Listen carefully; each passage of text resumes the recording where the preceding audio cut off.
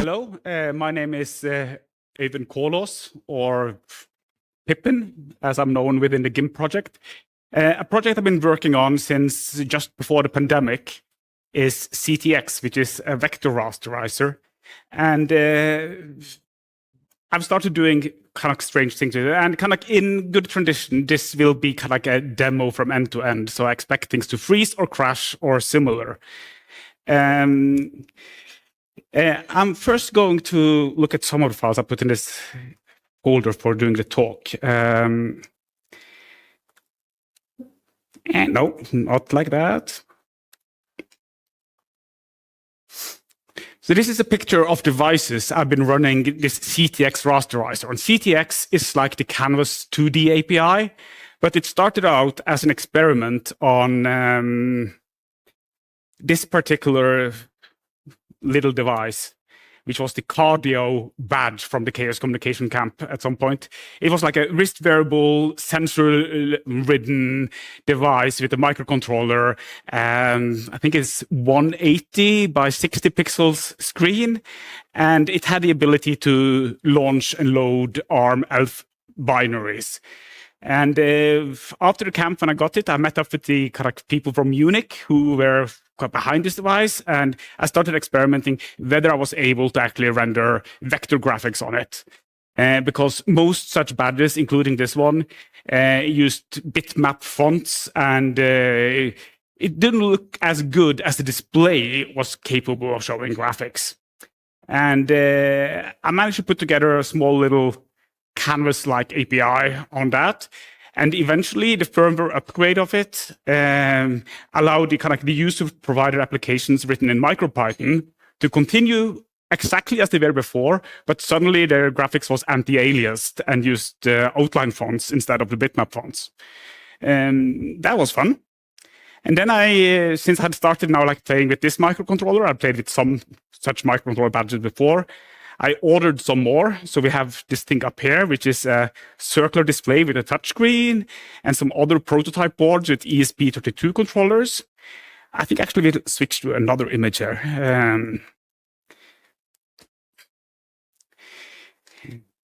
Let's see. The first device I talked about here, the Cardio, is actually a dual-core 32-bit CPU with floating point support running at 96 megahertz, which was quite sufficient for doing graphics on this display.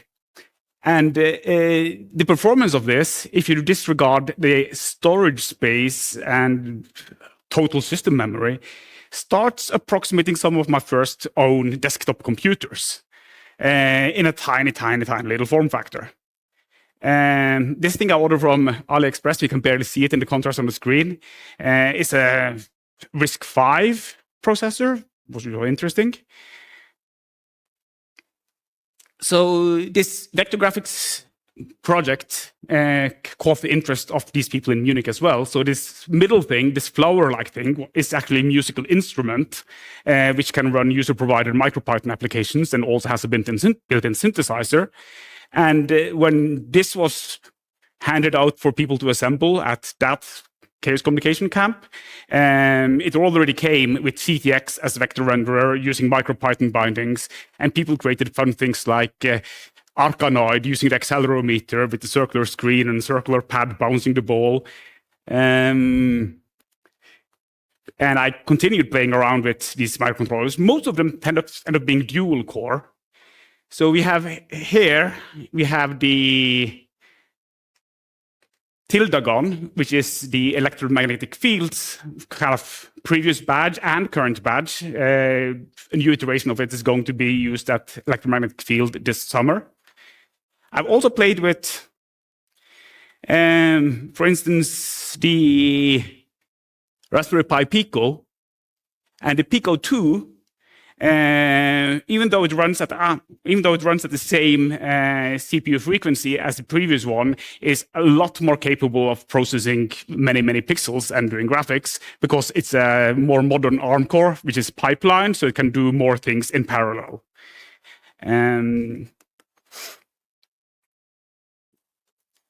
And these dual-core microcontrollers also led me down the path of like ensuring that on the microcontroller, I can actually do the rendering on one core and then have MicroPython run on the other core, so that it might still be rendering the previous frame whilst you're doing things in MicroPython and ending up sort of saying like, nobody's end of the frame.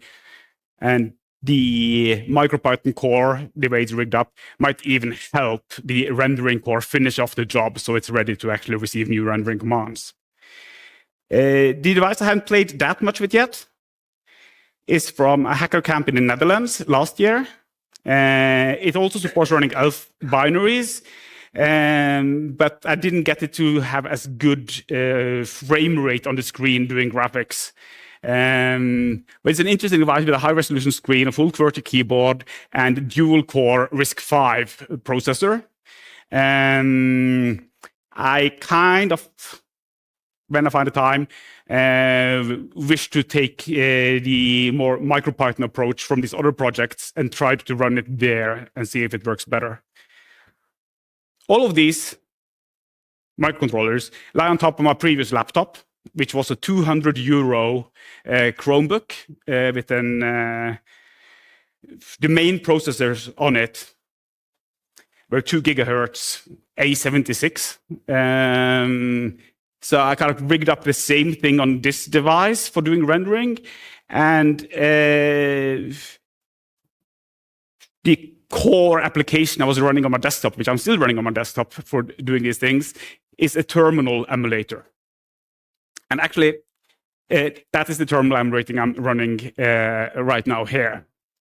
And this terminal emulator, it does kind of the normal things you expect the terminal emulator to do, but it also has a separate mode. And I'm going to look at this file called cat.sh.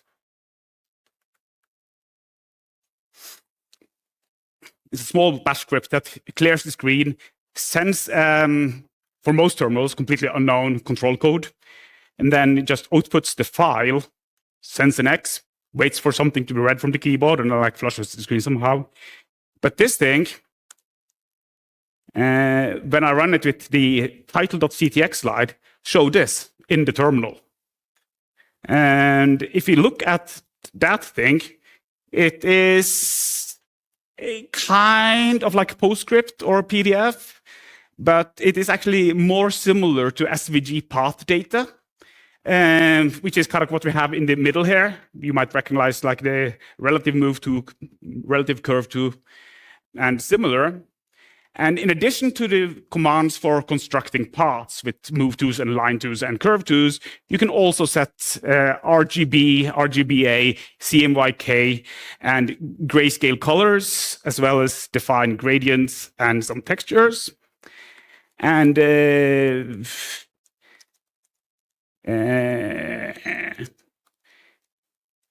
here's a shell script that just renders a horizontal bar, kind of like the really old school web pages. They used to have GIFs with rainbows for doing separations between paragraphs. And but this is something you could do from like any kind of programming language. You could like shift over to this separate mode where it's interpreting vector graphics, and then it inserts this vector graphics image on the line you're at. And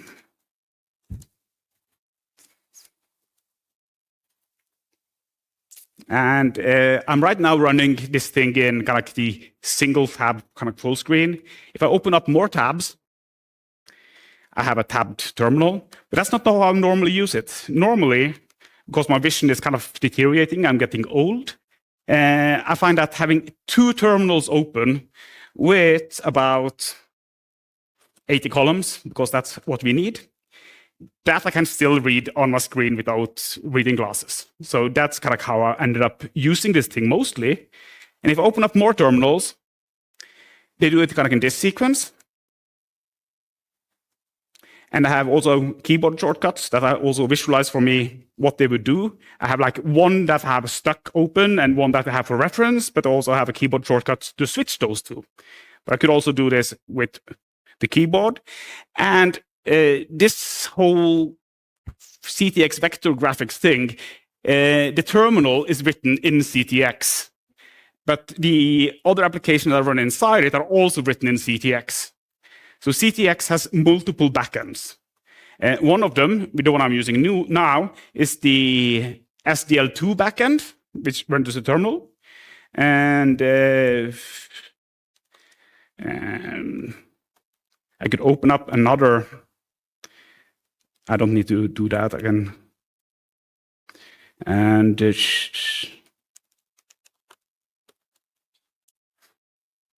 then I open up a new window kind of outside that shows some kind of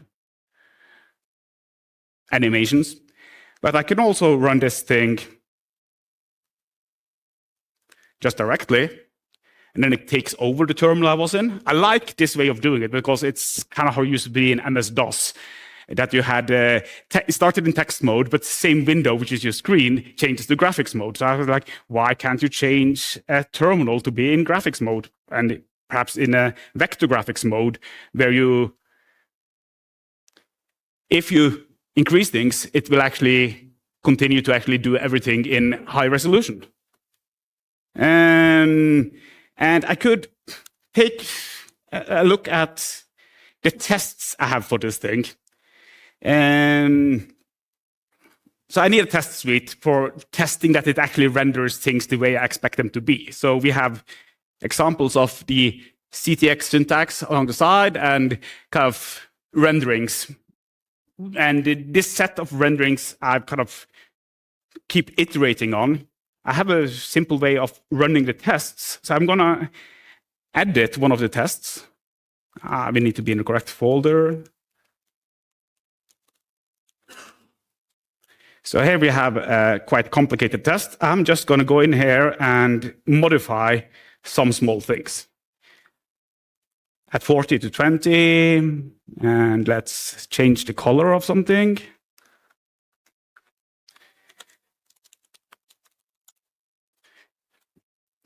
Then it actually does a rebuild. I didn't change the code, the C code of the rasterizer. Now I changed one of the tests.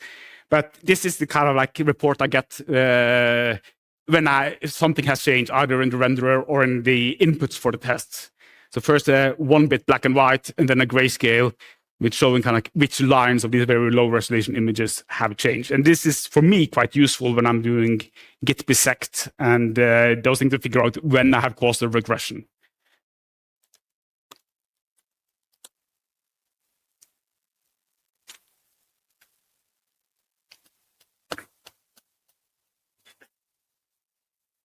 So when I put it on microcontrollers, it has to be small. And I have a special set of tests for doing testing the small things get. Okay, more warnings than last time I tried to compile this because I've changed other things, but it should still build completely. So this is kind of when I configure it to build the rasterizer itself as tiny as possible. So the full, like RGB8, 32 bits, including alpha per pixel, and the whole rasterizer, when it can do gradients and textures and text, is 43 kilobytes. But outline fonts, having only kind of just ASCII in a simple sans serif, is itself like 20 to 30 kilobytes of data, just the raw Bezier curve vector data. And if you want performance, you want it to be slightly bigger, so you end up with like the rasterizer itself around 120 kilobytes, which is not large. And it also doesn't actually need that much memory as it's running. So I managed to, well, the way I'm running here on my laptop, I'm still kind of following the same kind of lead I had on the microcontrollers, that I presume dual core. And I want to like maximize that use, but I have like a separate rendering thread from where events are handled and the UI thread. And you have seen me opening up this kind of lens. I'm in the upper right with my cursor, and then you see what is there. I can show another of the tests which are fun.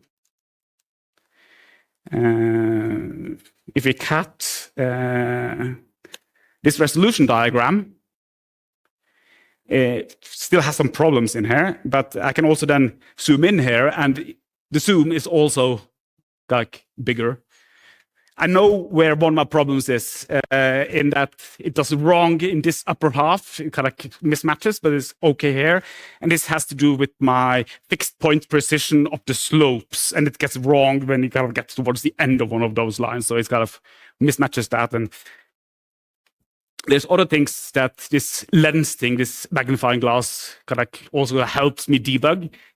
Something to do with clipping makes the title bars of those windows go outside the clip of this blown up resolution thing. But this ability that the whole thing is actually one of these PDF PostScript-like big vector documents would mean that I could create a crop of that as vector data and say, like, this is a separate external display and do rasterization there at a different PPI.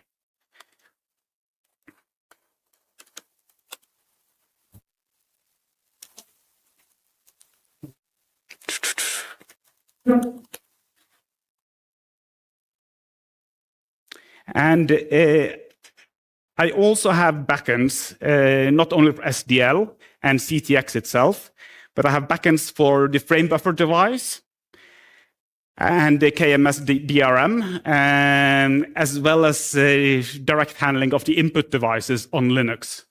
So the image I'm going to show next is CTX running as PID1.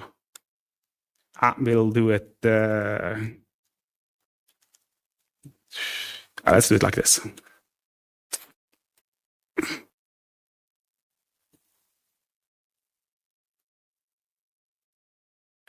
And this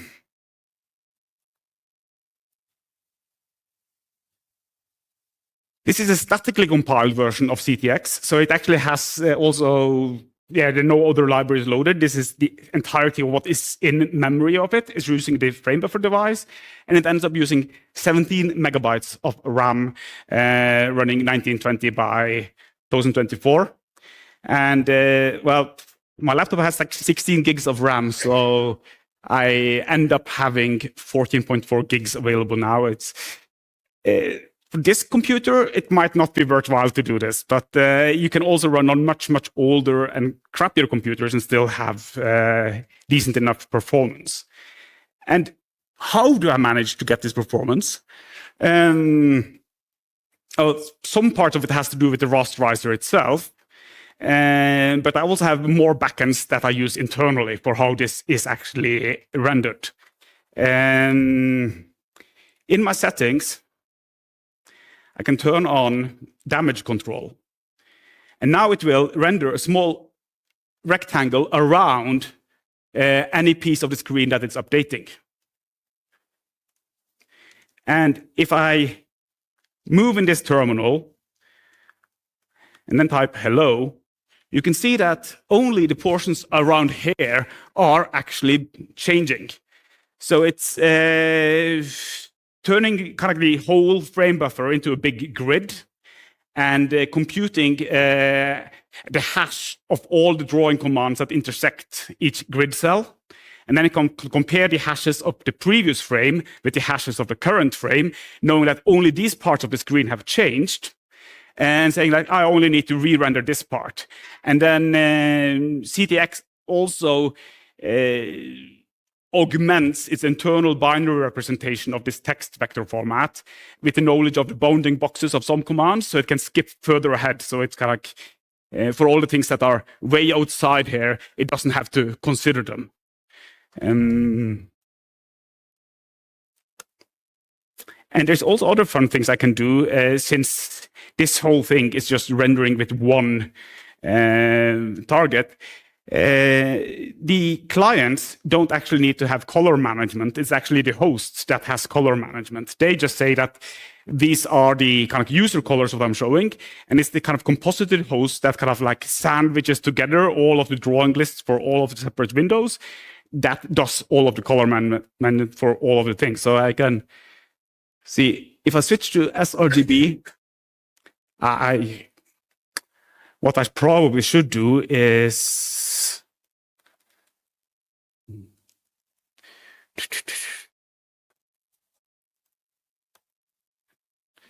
oh, how are we with time? Overtime?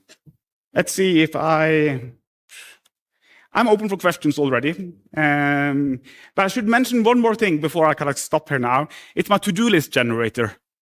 The to-do list generator is fun. I'm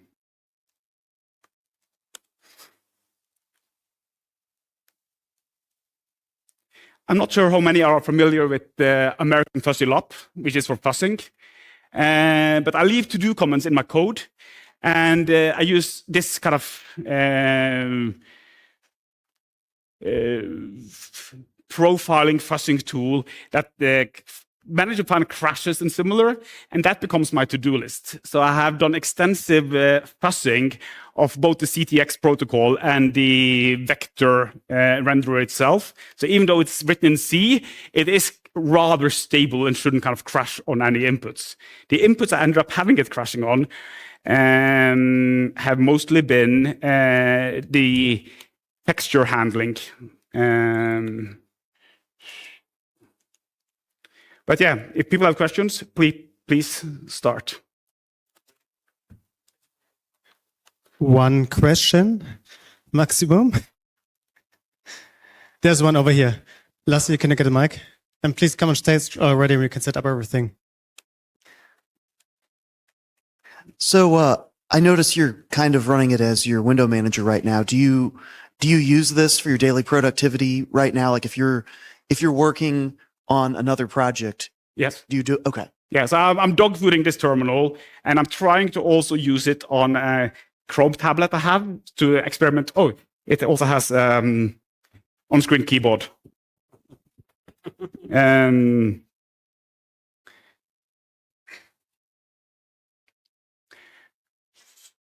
But yeah, it's my thoughts about how one could kind of completely rethink how you do the desktop and rendering and have vectors all the way. You could put the GPU renderer at the end of this thing instead of my CPU rasterizer.